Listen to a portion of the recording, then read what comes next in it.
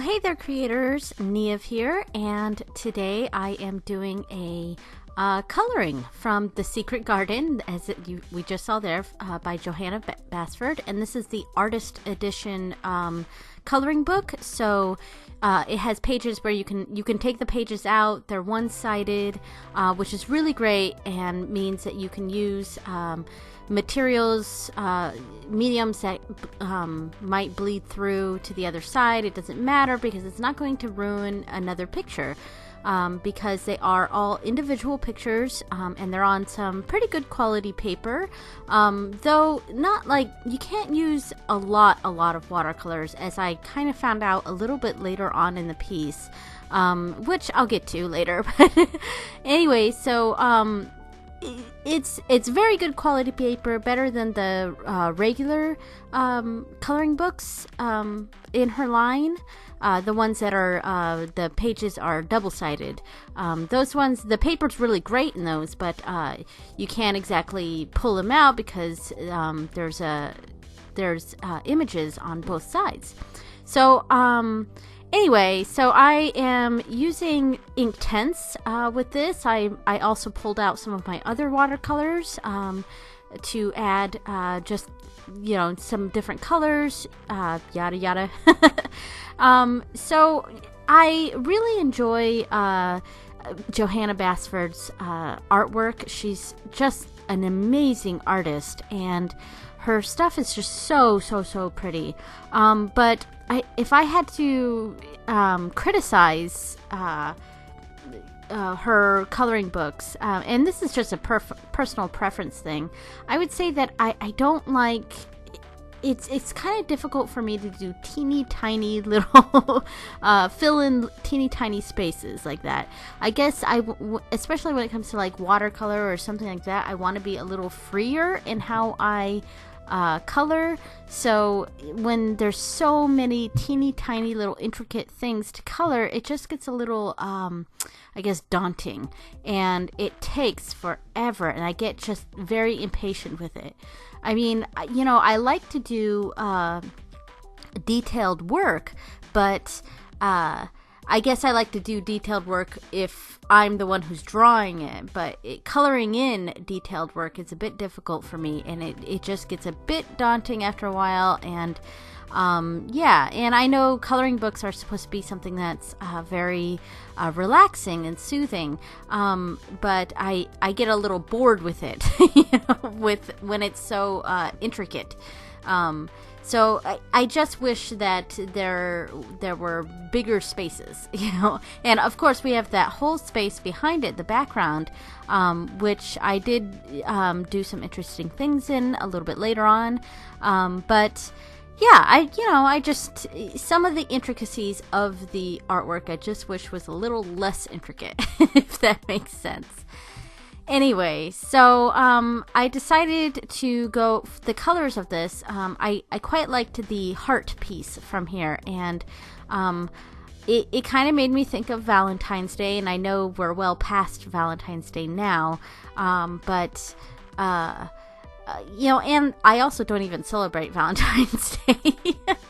But I don't know, it just kind of made me think of love and Valentine's Day sort of stuff, even, like I said, we're well past it, but I was in the mood to do a big heart. So if you notice this week, I had the Kid Craft video up on Friday instead of Sunday, and normally I have the Kid Craft videos on Sunday and the art videos on Friday. Well, I was going to do that opposite this week, and mostly because I hadn't finished this piece yet, so I didn't have time to edit it because I wasn't done with it yet, so I figured I'd just go ahead and post the Kid Craft one on Friday instead. But then on Sunday, I was done with a piece by then, but we had a lot going on, and my husband wanted to finish some of the TV series that we were watching together as a family. So I was like, all right, I guess I'll I'll get this done and put it up on Monday, and hopefully, because I'm recording the voiceover now on Monday, so hopefully I have it up by the end of the day on Monday.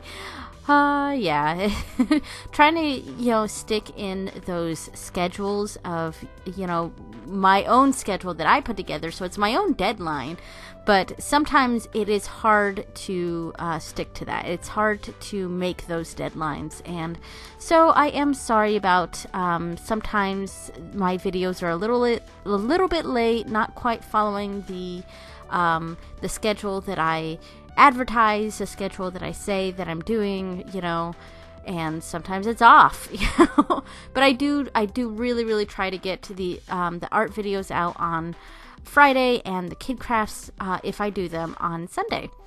So yeah. Anyway, so right now I am making the background to be a little bit more tealy green, because that was the color I was more going for. I didn't want so much a blue in the background. I wanted like a teal blue green color. So I'm adding some greens to it, and then going over with some like turquoise colors, teal colors, and yeah, and it was kind of I think around this point that I was realizing that the colors, the watercolors were starting to pill up the paper, and maybe it's this next layer I put on, because I don't think it was quite this point, but a little bit later on, I wanted to do a few more layers of watercolor on top of the piece, and I realized very quickly that I could not do that because it started to pill up pretty bad. Yeah. And I was like, oh no. So later on, you'll see that I do start to use some alcohol markers. So this is like turning into a real mixed media type piece here. Yeah. So also later on, I will be doing the same thing that I did with a lot of my previous colorings from this book, where I put the kind of the sparkly embossed, gold embossed edges all around. And yeah. Oh, and right there I was testing out some of the colors, trying to see what color I was using. So I was painting the back of the thing. Yeah, so filling in the actual heart area just took forever, and that's because of all the little tiny intricate pieces. And oh, and here's where I bring in the markers. And I did this point I didn't want to color each and every little piece in the heart with the watercolors, because that was just going to take too long, and the markers take a much shorter amount of time. So I decided to go ahead and use the markers instead, and I was very happy with that, because that made the process a lot faster, and I could actually get all the little intricate parts in there. Yeah. So I went real light in the center, because the background of the heart, I went dark in the center and lightened it up as it went out to the heart and then to the teal of the background. But the details of the heart itself, I did opposite. So in the center was like a light pink, and then as I went out, it was darker pinks, and then it turned to red. And I do have some purples in there too. Yeah.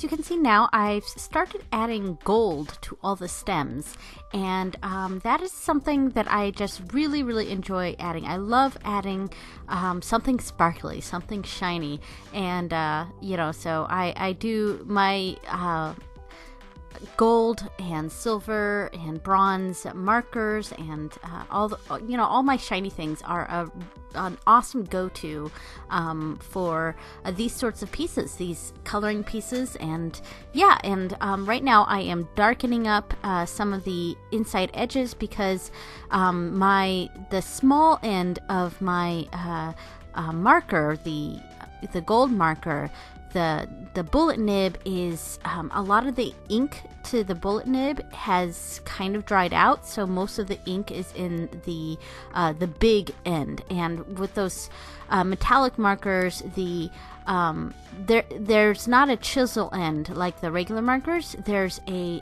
big bullet, you know. So I had to use the big bullet instead of the little bullet because there was hardly any ink in it. But the problem with that is that it's a real thick line, so it's not thin. And I did use like a metallic pen for some of the small areas, but mostly I used the big bullet end of the metallic marker. So yeah. And I don't know if you can see, but that little, there's a little white area in that heart at the bottom. And that is actually the butterfly that was in it. And I decided that I really wanted that little butterfly to really stand out. And it was the only butterfly in the whole heart. So I just felt like I wanted to draw attention to it. So that was the last thing that I colored, and I went with something that was very different than all the other colors I used, because the background is very cool, very blue, whereas and here it goes, the heart part was a lot of pinks and reds, so I wanted to go like yellow, orange, and like a bright green for the butterfly, just to make it stand out, you know. And then over the lines, I went over the lines with a gold pen. Yeah, and there's the gold pen. Yeah. So our house has been dealing with a lot of illness lately, and it's been a bit frustrating because last week was my kids' sort of winter vacation. So they had the whole week off, but my son was sick at the beginning of the week, so he couldn't do what he wanted to do. And here I am adding some marker to the edges because I still wanted that to be a bit more teal instead of the blue that it was. But I couldn't use watercolor anymore because it was pilling up the paper, and it got very frustrating using the marker because the middle tone color that I was using was actually really low, and now I'm adding in some just splotches of this stamp in brown, just to give it a real rustic, grungy kind of look, which I quite liked. And that was really fun. But anyway, yeah, so we've been dealing with a lot of illness in the house. First, my son was sick, and he was sick for most of his winter vacation. And then my youngest daughter got sick. We had to postpone a birthday party for my in-laws, and now I am starting to get sick. Like, I'm still okay. I'm still feeling okay, but I'm getting that lymph node pain, you know what I mean? And just sort of feeling really fatigued. But yeah, hopefully it does, hopefully I've gone through the worst of it and it's not going to get bad. But I am a bit worried about it. So yeah, I'll be resting a bit. Yeah. Anyway, so I'm going to defer back to the music now, and yeah, enjoy the rest of the piece. Thanks for watching, guys. Later, creators. Bye.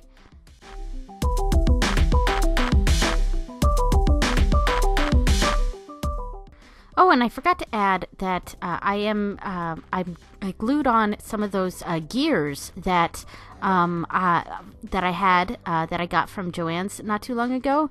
Yeah, I just thought it added a nice touch to the piece. So yeah.